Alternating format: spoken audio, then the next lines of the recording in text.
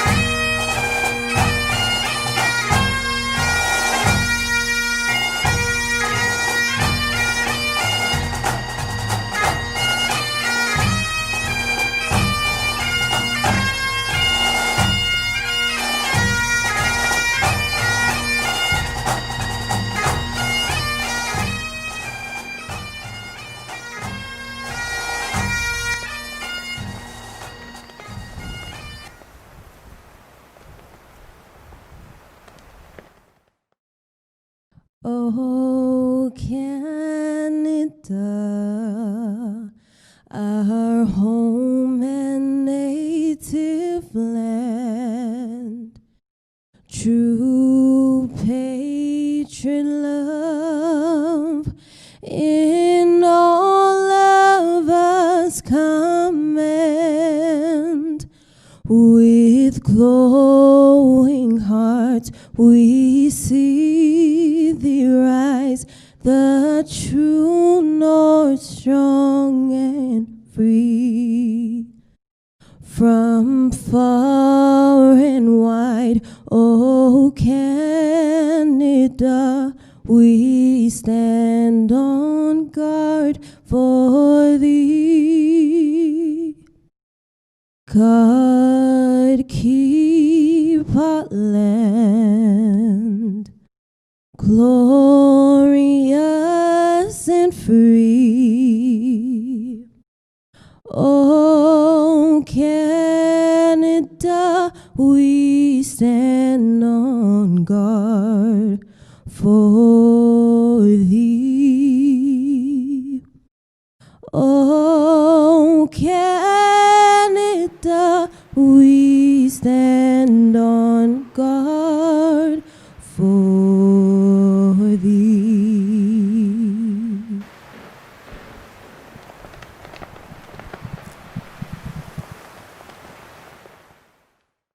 Remembrance Day is a solemn day of commemoration for the more than 100,000 Canadians who died in the First and the Second World Wars, the Korea War, and other armed conflicts and peacekeeping missions around the world.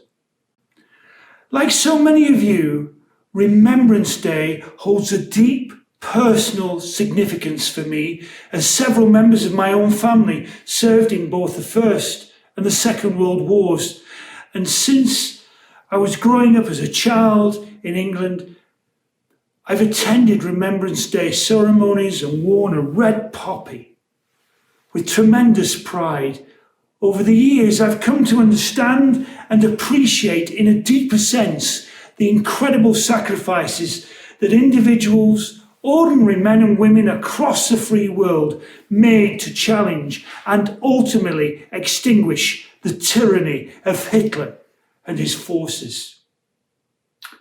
Today, we honour the memory of those who served by reflecting on the freedoms we enjoy and the democracy we experience here in Canada and the quality of the relationships we have with each other and with people around the world.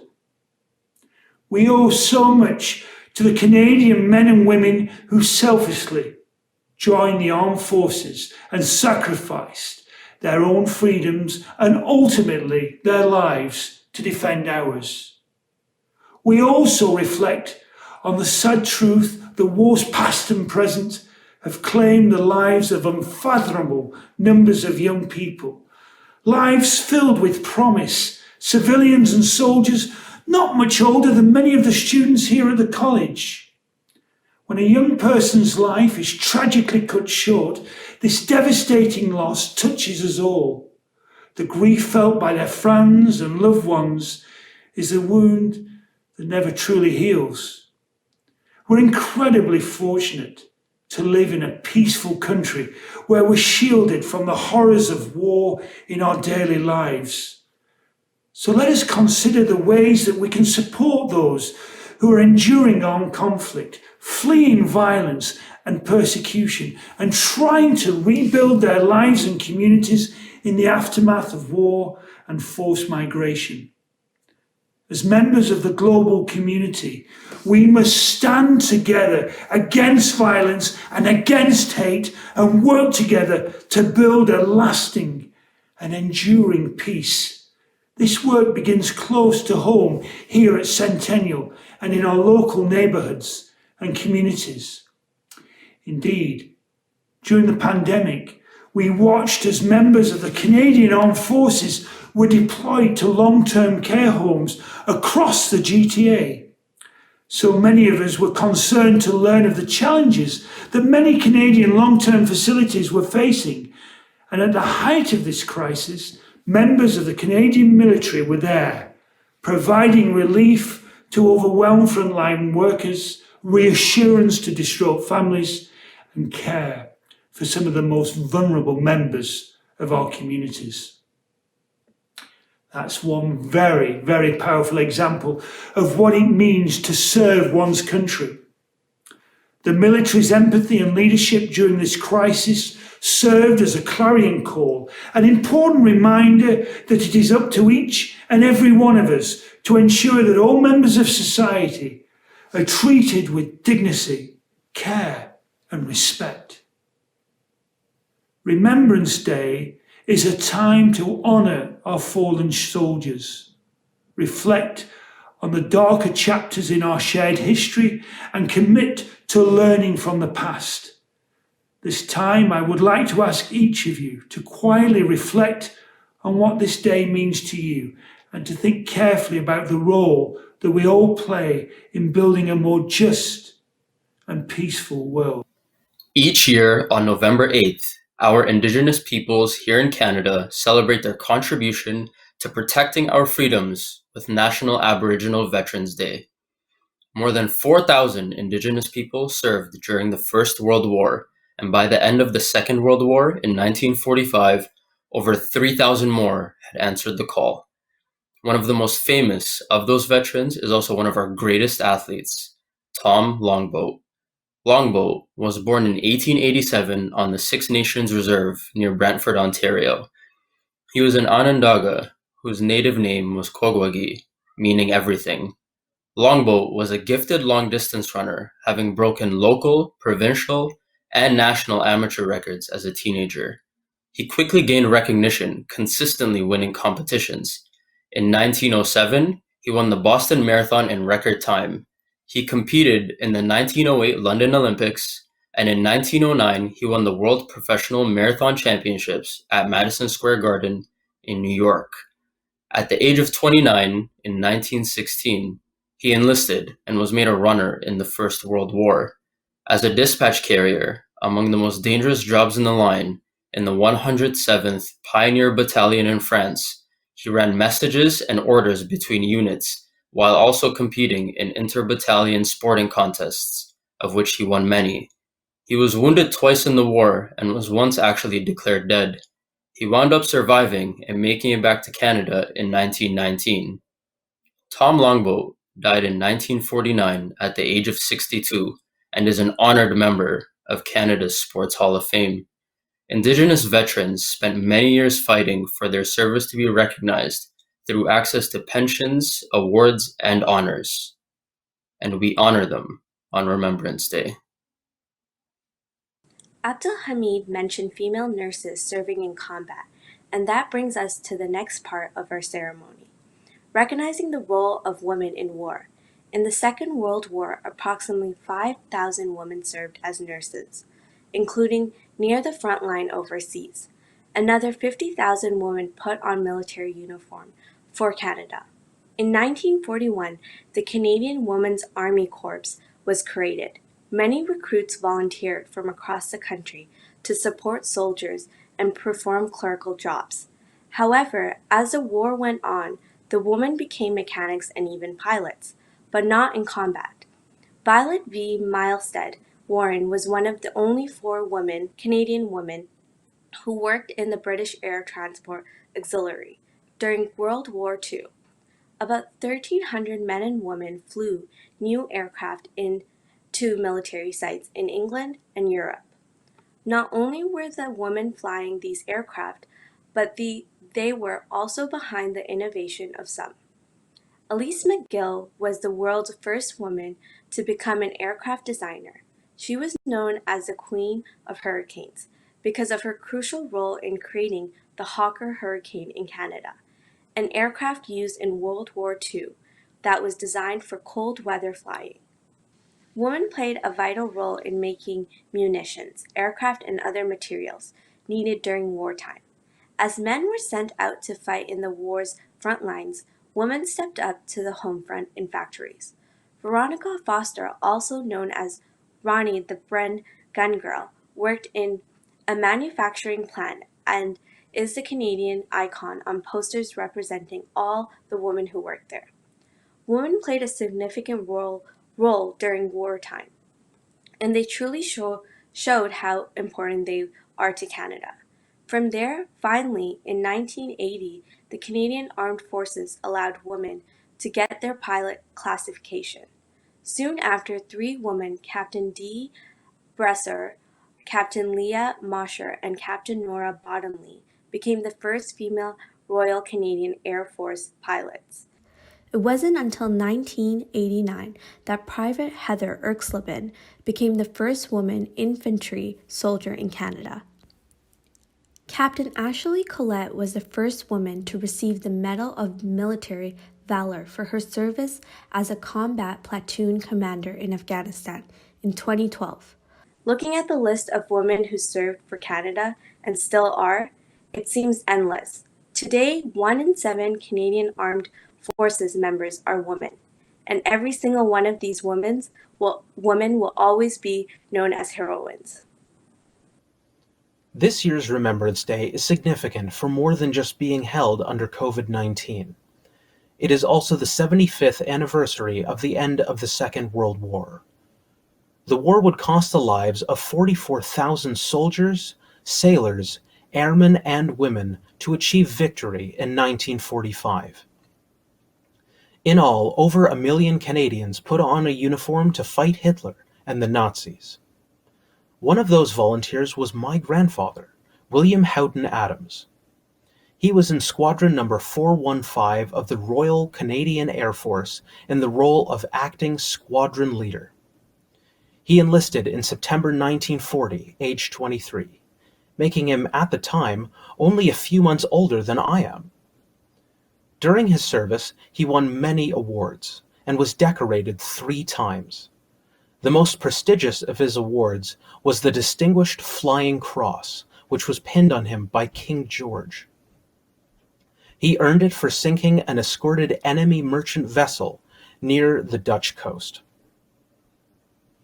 He loved his country and the values we stand for here in Canada. And when he saw the threat of the Nazis expand as they invaded Poland, he volunteered to fight and risk his life, dropping his studies of law at Osgoode Hall, leaving behind everything he had worked for. After the war, he came home to finish his studies to be a lawyer, and eventually became the general manager of Royal LePage Real Estate. He settled down and married the girl next door, and became a pillar of his community, serving as warden for 20 years at St. John's Anglican York Mills Church in Toronto. In August of 1989, he died at age 72 and was buried there. I've been told stories of how the church was, on the day of his funeral, completely packed. He meant so much to the people around him. Even a Royal Canadian Air Force Honor Guard attended and pinned poppies on his coffin. To all those people that attended his funeral, he was more than just a piece of history, a name among many that served our country. Like all of those names of the soldiers, sailors, airmen, and women, he has his own story.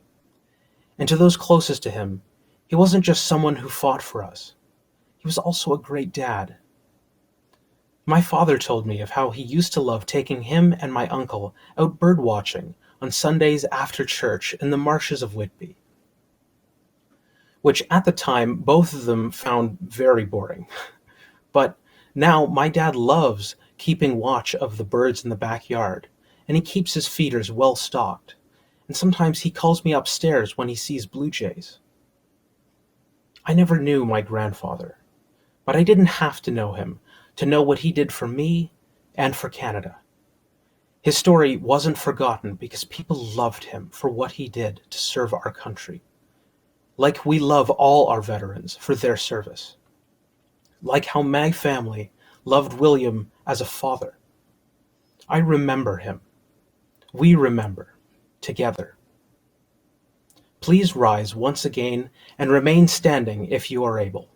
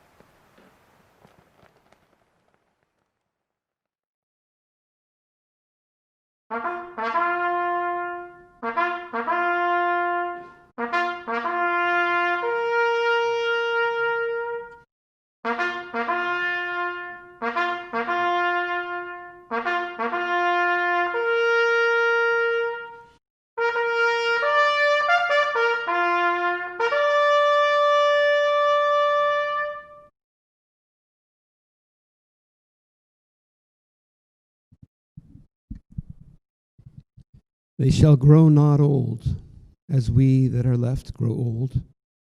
Age shall not weary them, nor the years condemn. At the going down of the sun and in the morning, we will remember them.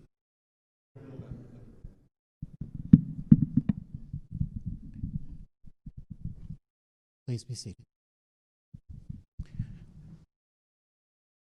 Thank you. On May the 3rd, 1915, a Canadian surgeon by the name of Dr. John McCrae, exhausted, who had just buried his best friend in Flanders, left his dugout, pulled out a pencil and a piece of paper, and started to jot down some lines about how he felt at that moment. He had been awake for 3 to 4 days at that time, through the horrors of looking after the men who had been brought back from no man's land. And he was in the very front lines at the Second Battle of Ypres. He didn't like the poem very much, so he shoved it in his pocket and forgot about it. Somehow, fellow officers found the poem, loved it, and sent it off to the famous Punch magazine in London.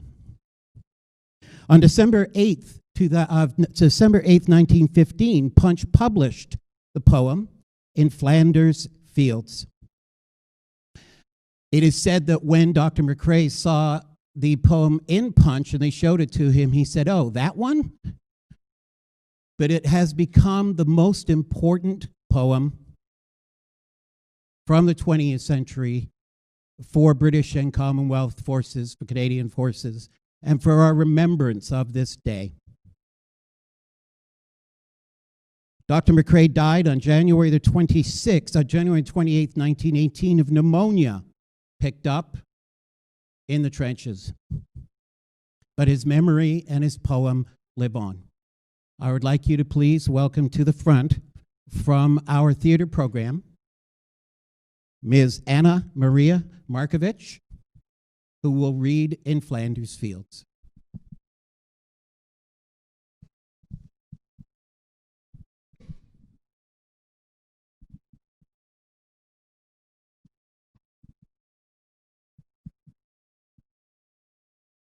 In Flanders fields, the poppies blow between the crosses, row on row that mark our place. And in the sky, the larks, still bravely singing, fly, scarce heard amid the guns below. We are the dead. Short days ago, we lived, felt dawn, saw sunset glow, loved, and were loved. And now we lie in Flanders fields. Take up our quarrel with the foe. To you from failing hands we throw the torch. Be yours to hold it high. If ye break faith with us who die, we shall not sleep, though poppies grow in Flanders fields.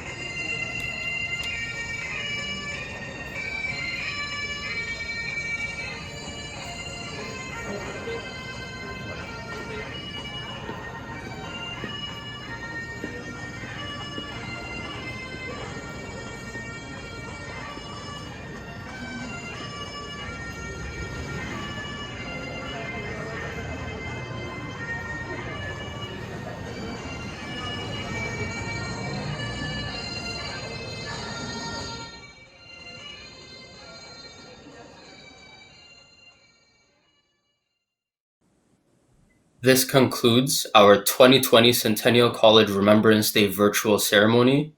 Thank you for being with us. Lest we forget, Canada remembers. Centennial remembers.